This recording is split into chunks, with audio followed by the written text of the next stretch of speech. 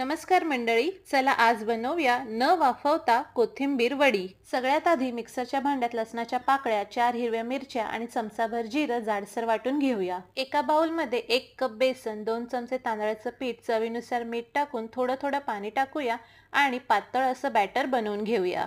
फोडणीसाठी गरम तेलात लसूण मिरचीचा ठेचा आणि चमचाभर तीळ टाकून परतून घ्यायचे। अर्धा चमचा हळद, अर्धा चमचा लाल तिखट आणि 1 चमचा धणे पावडर टाकून परतून घेऊया। स्वच्छ धुवून बारीक चिरलेली 2.5 कप कोथिंबीर टाकून मिक्स करून घेऊया। तयार केलेला बेसनचा घोळ कोथिंबीरीत टाकून लो फ्लेम वरती 10 मिनिटं शिजवून घ्यायचे। वडीचं मिश्रण तयार झाले, तेल लावलेल्या ताटात मिश्रण काढून घेऊया आणि हाताने व्यवस्थित थापून घेऊया। मिश्रण पूर्ण थंड झाल्यानंतर हव्या त्या आकारात वड्या कापून घेऊया। इथे मी अशा प्रकारे वड्या कापून घेतलेल्या आहेत। कापून घेतलेल्या वड्या गरम तेलात सोडून लो टू मीडियम फ्लेम वरती छान सोनेरी रंग येईपर्यंत वड्या तळून घ्यायच्या आहेत। तर मंडळी, कोथिंबीर वडी तयार झालेली आहे। रेसिपीला लाईक, चॅनलला सबस्क्राईब करा।